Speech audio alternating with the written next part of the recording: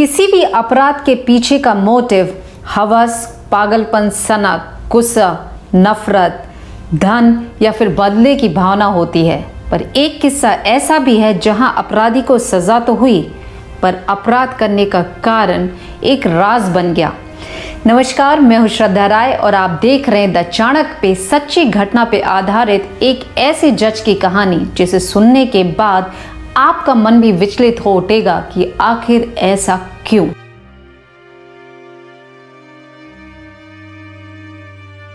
एक आसामी, बचपन से ही समझदार और पढ़ाई में होशियार, लॉ की पढ़ाई करके सालों प्रैक्टिस के बाद वो एज अ जज अपॉइंट होते हैं।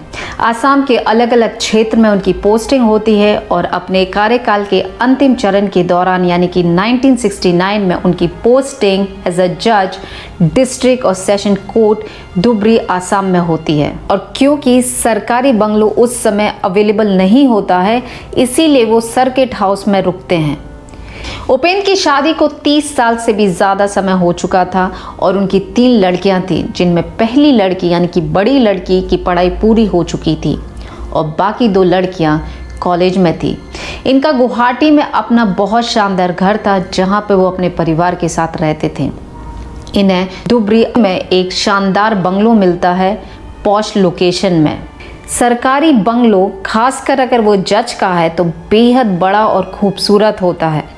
नौकरों के साथ साथ सर्वेंट क्वार्टर, पार्किंग स्पेस और बहुत ज़्यादा ग्रीनरी यानी कि हरियाली होती है। तब पूरा परिवार उनसे मिलने के लिए वहाँ पे आता जाता रहता था। फरवरी 1970 में उनका रिटायरमेंट था, इसीलिए उस साल वे अपने पूरे परिवार को यानी कि पत्नी और 3 लड़कियों को अपने पास बुलाते हैं ताकि उनके साथ वो समय बिता सके और सरस्वती पूजा सेलिब्रेट कर सके। सारा परिवार धुबरी पहुंच जाता है और कुछ समय एक साथ बिताने के बाद उपेंद्र अपनी 2 छोटी लड़कियों को जो कॉलेज में थी उन्हें एग्ज़ाम के लिए वापस गुवाहाटी भेज देते हैं और पत्नी और बड़ी लड़की उनके साथ वहीं रह जाती हैं। वो अपने नौकरों को बुलवा के कहते हैं कि बाथरूम के पीछे साइड जो खिड़की है वहाँ पर पेड़ की डगारें आ रही हैं, उसे काट दो। और बाद में उस पेड़ को वो जड़ से उखाड़ने के लिए कहते हैं और साथ में बहुत बड़ा गड्ढा भी करवा देते हैं और नौकरों से कहते हैं कि वो यहाँ पे नए पौधे लगवाना चाहते हैं ताकि जब कोई दूसरा जज यहाँ रहने आए तो वो जीवन भर उन्हें याद रखे। और कुछ दिन के बाद उपेंद्र फिर अपने नौकर से कहता है कि किचन के पीछे साइड जो डगारें आ रही हैं उन्हें काट के उस पेड़ को जड़ से उखाड़ दो और वहाँ भी गहरा गड्ढा कर दो। यानी कि अब बंगलों में 2 ऐसे बड़े बड़े गड्ढे थे, एक किचन के बाहर और दूसरा बाथरूम के बाहर। और फिर आता है सरस्वती पूजा का दिन यानी कि 9 फरवरी 1970। उपेंद्र अपने नौकर और केयरटेकर से कहते हैं कि वो जाके सरस्वती पूजा का आनंद लें और वो अपने परिवार यानी कि पत्नी और लड़की को लेके मार्केट चले जाते हैं और शाम को 8 बजे घर वापस आते हैं।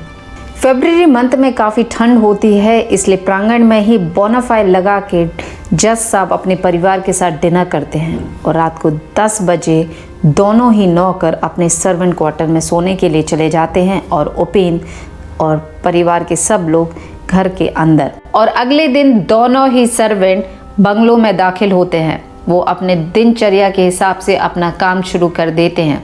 काफ़ी देर के बाद उनका ध्यान जाता है कि दोनों ही मालकिन नहीं दिख रही हैं, इसलिए वो जज साहब से पूछते हैं कि मालकिन कहाँ गई हैं।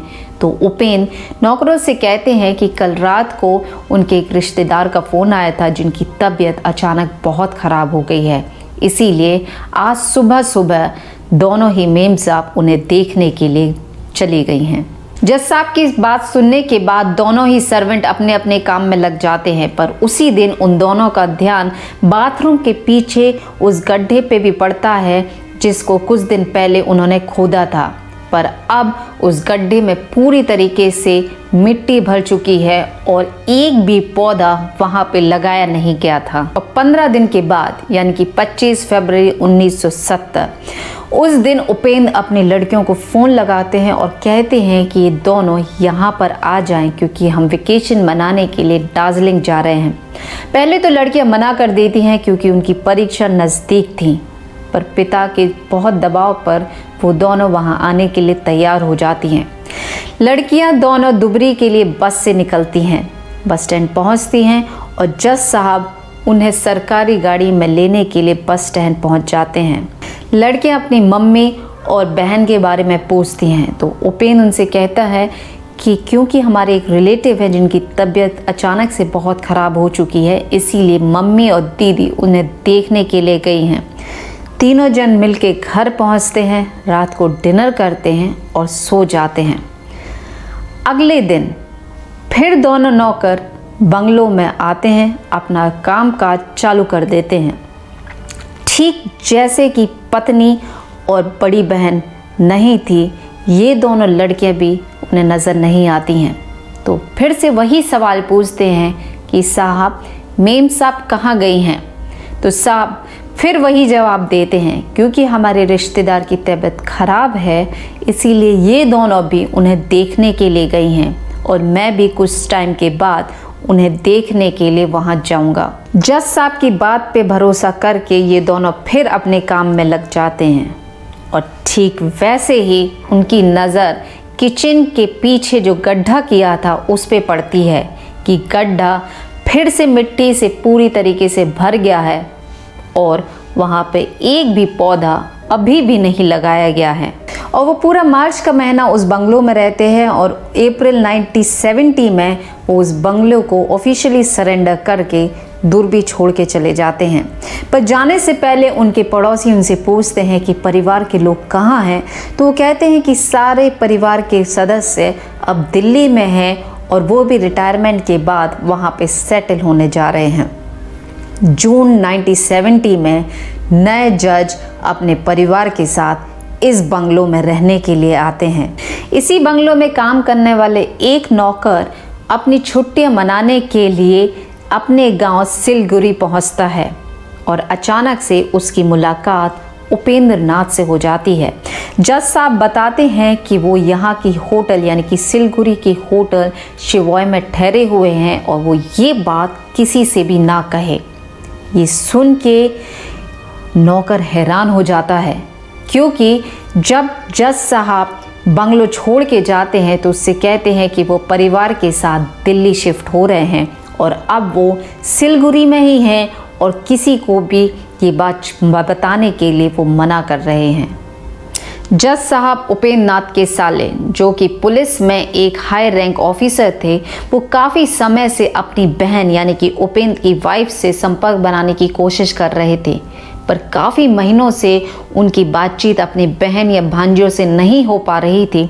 सारी कोशिशों के बाद भी भाई अपनी बहन से संपर्क नहीं बना पा रहा था, इसीलिए वो दुबरी पहुंचता है और डिस्ट्रिक्ट सेशन कोर्ट यानी कि उस समय जो जज थे उनके घर पे पहुंच जाता है और उनसे बोलता है कि उनकी बहन और 3 भांजियों से उनका संपर्क नहीं बन पा रहा है। जज साहब पूरी बात का संज्ञान लेते हैं और नौकरों से भी इस मामले में बातचीत करते हैं। उन्हीं में से एक नौकर उन्हें बताता है कि कुछ महीने पहले उपेंद्र नाथ को वो सिलगुरी एक होटल शिवॉय में मिले थे। इसके बाद वह कुछ पुलिस कर्मचारियों के साथ होटल में गए और उनसे मिले और अपनी बहन और भांजी के बारे में पूछा। इस पर राजखोबा ने तरह तरह के बहाने बनाए। इस बीच उन्होंने कमरे के अंदर ही आत्महत्या करने की कोशिश की, जिसके बाद उन्हें अस्पताल में भर्ती कराया गया। और 2 महीने के बाद जब उपेंद्र पूरी तरीके से ठीक हो जाता है तो पुलिस फिर से अपनी इन्वेस्टिगेशन चालू करती है और उपेंद्र इस बात को एडमिट कर लेता है कि कोई भी ऐसी दुर्घटना नहीं हुई थी, बल्कि उसने ही अपनी बीवी और 3 लड़कियों की जान ली। उपेंद्र की बात सुन के सबको बहुत शौक लगता है कि कैसे कोई जज और खासकर रिटायरमेंट की एज में वो अपने परिवार के सब सदस्यों की जान ले सकता है।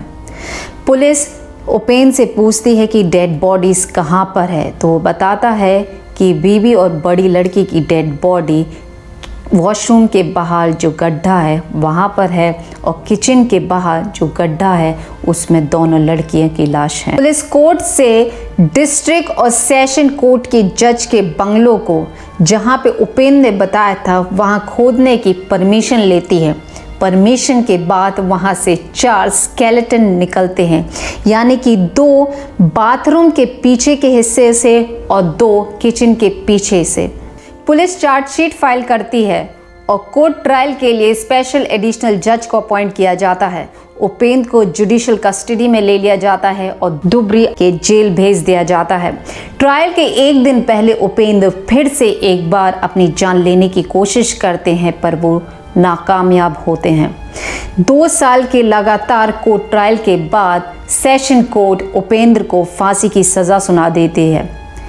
उपेंद्र हाई कोर्ट में अपील करते हैं, पर 1 साल के बाद जजमेंट नहीं बदलता है। सुप्रीम कोर्ट पहुंचते हैं उपेंद्र और बाद में प्रेसिडेंट ऑफ इंडिया से मर्सी अपील करते हैं, पर हर जगह डेथ पेनल्टी जजमेंट को रिटेन कर लिया जाता है और 14 फरवरी 1976 को उपेंद्र नाथ राजखोवा देश के पहले एक्स जज बन जाते हैं जिनको फांसी की सज़ा दी गई थी। पूरा केस सुनने के बाद आपके जहन में भी ये प्रश्न आ रहा होगा कि आखिर क्यों उपेंद्र ने अपने जीवन के इस पड़ाव पर इतना संगीन अपराध किया। आप अपनी बुद्धि विवेक से हमें ये ज़रूर बतलाइएगा कि क्यों अपने अंतिम समय में भी उपेंद्र ने इस राज को राज रखा। नमस्कार।